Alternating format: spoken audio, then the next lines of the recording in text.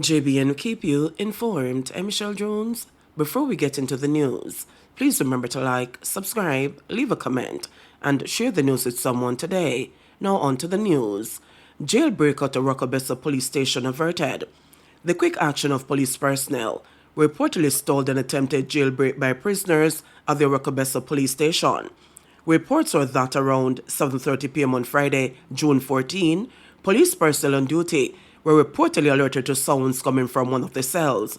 Upon investigating, they discovered that some prisoners were attempting to escape through a ventilation grill at the rear of the cell. Assistance was sought from the command center when they were met with resistance from the prisoners. However, quick actions and tactics were used to help maintain order. No injuries were reported and 6 of the 9 prisoners were relocated to the Onotta Bay and Islington lockups. Investigations into the incident are ongoing.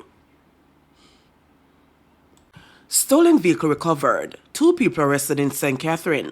The Gainesville police in St. Catherine on Saturday morning recovered a stolen motor car and arrested 2 men on suspicion of larceny of motor vehicle. It's reported that about 8 a.m., a police team was on patrol in Berkshire Hall district in St. Catherine when a Toyota Axio, fitting the description of a motor car, which was reported stolen early in Bogwalk, was spotted. The driver was stopped and he complied. The police say checks revealed that the vehicle was stolen. The driver and his passenger were taken into custody and the vehicle seized. The names of the suspects are being withheld pending further investigation. 12-year-old boy charged with murder. A 12-year-old boy has been charged with the murder of 15-year-old Johnny Walker, a student of Hippolyte Road, Kingston.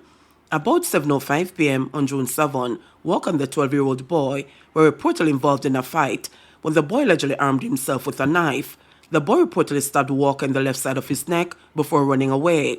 Walker was rushed to hospital where he succumbed to his injuries.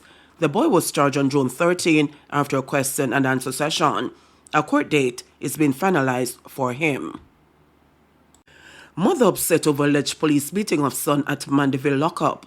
A mother is distraught after her son was allegedly beaten up by the police at the Mandeville lockup in Manchester on Thursday. Head of the Manchester Police, Deputy Superintendent Kerry Duncan, said the matter has been investigated.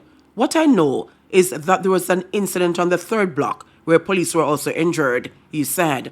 Dave Lewin, Director of Complaints for the Independent Commission of Investigation Central Region, said the oversight body has not received a report on the incident.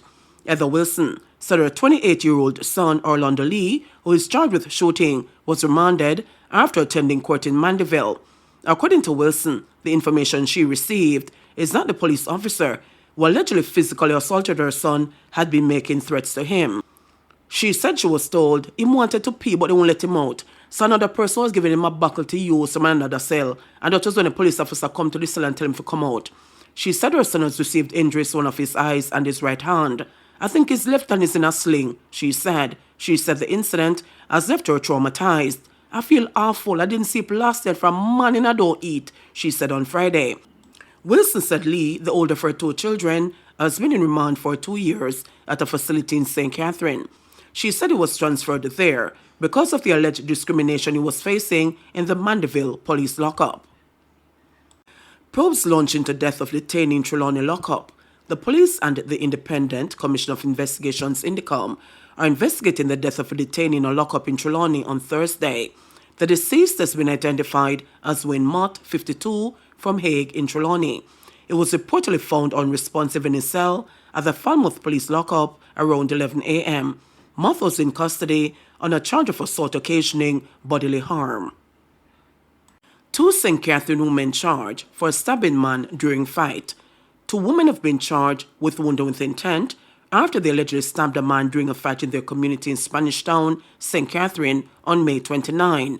They are 62-year-old Higler, Juliet Georgia McKay Farron, and 38-year-old Rochelle Michelle Farron, otherwise called Rushy, a customer service representative. They are both from Lot Riverside Park, Spanish Town. The police alleged that about 10 a.m. on May 29, both women and the man were having a dispute when they held him down and inflicted several stab wounds with a knife. The women were arrested and subsequently charged on Friday after a question and answer session. Security guard charged following seizure of gun and ammo in Kingston. A security guard has been charged in connection with the seizure of a gun and ammunition, which were found in a bag he reportedly discarded while running from the police on Price Lane in Kingston on Friday. Charged with possession of a prohibited weapon and unauthorized possession of ammunition is 33-year-old Andre Basco of Tex Lane in the parish. Reports from the Kingston Central Police are that about 12:45 a.m., a team of officers were on patrol in the Price Lane area when they saw a man running upon seeing them. A chase ensued, and while in pursuit of the man, he reportedly threw a dark-colored knapsack on the ground, the police said. It was eventually caught and the bag retrieved. A search of the bag was conducted, and a Glock pistol, along with a magazine containing 15 9mm cartridges, were taken from it. Basco was taken into custody, where he was charged. His court date is being arranged.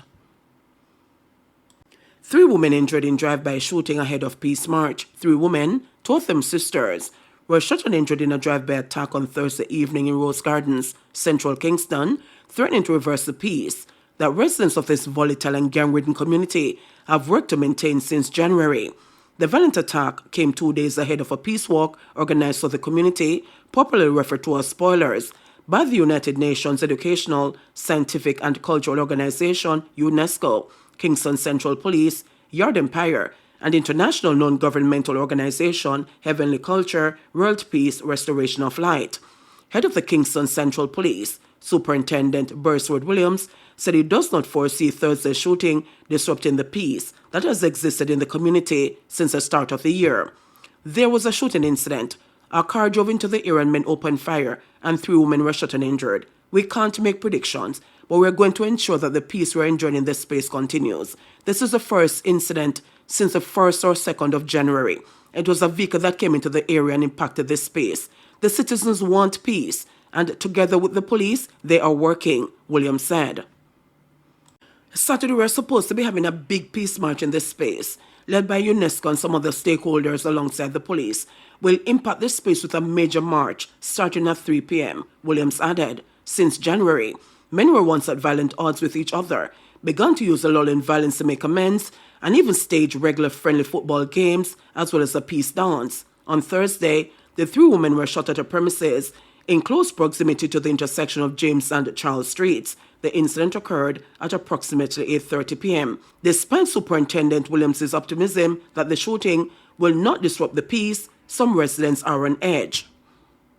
A whole heap of shot of fire. I just said that they were the peace dance. This have the potential to mess up everything. The man them in the place and I say them serious about peace. Right now, nobody don't know where that shooting is stemming from. All I know is pure positive things been happening from the other day. So we just have to keep looking out. But at the same time, I'd rather certain things don't happen. One resident said on Friday. His neighbor agreed, saying that he was hoping for the best, as these kinds of events usually unsettle things in any community. I'm just praying for things to go back on the smooth path, because trust me, we have been enjoying the peace. Big people, children, everybody, he said. Between January 1 and June 9, the Kingston Central Police Division recorded 14 murders, 1 less than the same period last year. As it relates to shootings, the division recorded 12 over the same period compared to 25 for the same period last year. ICE nabs Jamaican fugitive. U.S. Immigration and Customs Enforcement officials have announced that they recently nabbed a fugitive who is wanted in Jamaica for the sexual assault of a minor. That crime was committed 4 years ago. The illegal migrant has been in custody since last month, but his arrest was only disclosed by ICE on Friday. ICE says the man was admitted to the U.S. by Border Patrol officials in June 2020. He had non-immigrant visa status at the time and was authorized to stay for 6 months. In July 2020, the Jamaican authorities issued a warrant for his arrest for allegedly sexual assaulting a minor. His visa was subsequently revoked by the State Department. Deportation officers arrested the man on May 29 in Stamford, Connecticut. He was given a notice to appear before an immigration judge and is now in the custody of ICE, awaiting the outcome of removal proceedings against him. JBN will keep you informed. Please remember to subscribe, like, share, leave us a comment, and click the notification bell to receive our daily news items.